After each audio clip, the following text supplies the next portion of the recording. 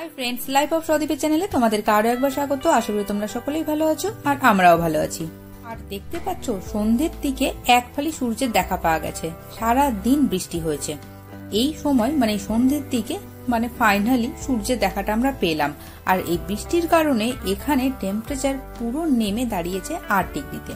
বুঝতেই পারছি না এটা জুন না জানুয়ারি। আর এই সময় প্রচুর হাঁস না বাচ্চা দিয়েছে, তো এই লেকটা পুরো ওদেরই রাজত্ব। ওরা যদি সামনে সামনে হাঁটে তবে আমাদেরকে কিন্তু পিছনে পিছনে হাঁটতে হবে। ওরা যতক্ষণ না রাস্তা ছাড়বে ততক্ষণ কিন্তু আমরা যেতে পারবো না। এই হাঁসগুলো এখন সপরিবারে খাবার খুঁজতে বেরিয়েছে, মানে ডিনার করবে। আর শুভও বলল যে ওর নাকি ওয়েদারে কেক খেতে ইচ্ছে করছে। বাড়ি এসে যথারীতি ঝটপট একটি কেক বানিয়ে নিলাম। আর এই কেকটা বানানো হচ্ছে কিছু চকলেট কুকিজ দিয়ে। কিছুদিন বলতে প্রায় 1 মাস হয়ে যাবে, শুভ চকলেট কুকিজ নিয়ে এসেছিল। আমার অবশ্য চকলেট কুকিজ খুব একটা ভালো লাগে না। ও নিয়ে তো এসেছিল, নিয়ে আসার পর ওর আর নাকি খেতে ভালো লাগছিল না, কারণ এগুলো খুব একটা টেস্টি ছিল না। তো ওইগুলোই রাখা ছিল। আমি ভাবলাম ওই চকলেট কুকিজ গুলো দিয়েই ঝটপট একটা কেক বানিয়ে ফেলি। কিচ্ছু ইউজ করিনি, চকলেট কুকিজটাকে দুধ দিয়ে জাস্ট একটু মাখিয়ে নিয়েছি। আর ড্রাই ফ্রুটস এর মধ্যে দিয়েছিলাম কাজু আর আমন্ড, এগুলো দিয়ে একটু ভ্যানিলা এসেন্স দিয়ে দিয়েছিলাম। এটা দিয়ে বাস বসিয়ে দিয়েছিলাম। 8 ঘন্টার মধ্যে সুন্দর একটা কেক তৈরি হয়ে গেল। আর কেকটা খেতে অসাধারণ হয়েছিল। একটা জিনিস বলা হয়নি, এই চকলেট কুকিজ গুলোকে মিক্সিতে ব্লেন্ড করে নিয়েছিলাম। দুজনে মিলে সন্ধেবেলা এই চকলেট কুকিজ আর সঙ্গে ব্ল্যাক টি উইদাউট সুগার দারুণ লাগছিল খেতে। আর এই ওয়েদারটাকে এনজয় করছিলাম। এখন বাজে রাত 10টা আর আমাদের রাত্রিবেলার খাবার খাওয়া হয়ে যায় 9টার মধ্যেই।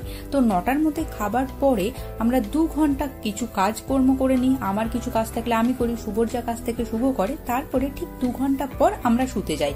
তো এই 2 ঘন্টার মধ্যে আমি যে কাজগুলো করি সেগুলো হচ্ছে আগামীকালকে যে ব্রেকফাস্টে কি খাওয়া হবে সেটা ঠিক করা এবং তার 50% কাজ কমপ্লিট করে রাখা। কারণ ব্রেকফাস্ট করে ল্যাবে যেতে শুভর যেন দেরি না হয়ে যায়। বিভিন্ন সময় ওর স্লট বুক করা থাকে কিছু এক্সপেরিমেন্টের জন্য। তো এই স্লট বুক যখনই থাকে সেই স্লট বুকগুলো খুব সকাল সকাল হয়। তো তখন সকালবেলা উঠে যদি আমি ব্রেকফাস্ট বানাতে না পারি, তাই আমি আগেই রাত্রিবেলা কিছুটা কাজ এগিয়ে রাখি। এখানে আমি ধোসার প্রিপারেশন করছিলাম, যে ধোসার জন্য আমি গ্রিন মুগস আর আতপ চালটা সকালবেলাতেই ভিজিয়ে রেখেছিলাম। তারপরে আমি এখানে রাত্রিবেলা ব্লেন্ড করে নিলাম আতপ চাল আর ধোসাটাকে, এই মানে গ্রিন মুগসটাকে, এবং তাতে সামান্য পরিমাণ নুন আর চিনি দিয়ে এটাকে একটু গরম জায়গায় রেখে দিলাম। গরম জায়গা বলতে আমি আমাদের রুম হিটারের উপরেই রাখলাম, কারণ এখন 8 ডিগ্রি টেম্পারেচার, রুম হিটার চলছে। তারপরে এখানে আমি চাটনি বানিয়ে নিলাম। চাটনিটা বানানোর জন্য নারকেল নিয়েছি, একটু বাদাম নিয়েছি আর আদা দিয়েছি, আর একটু সামান্য লঙ্কা দিয়েছিলাম। তো এখানে যারা আর কি পেঁয়াজ রসুন খেতে চায় তারা পেঁয়াজ রসুনও দিতে পারে। সবকিছু আমার রেডি হয়ে গেছে, আমি এইভাবে রেখে দেবো। বাদবাকি কাজ সকালবেলা করবো।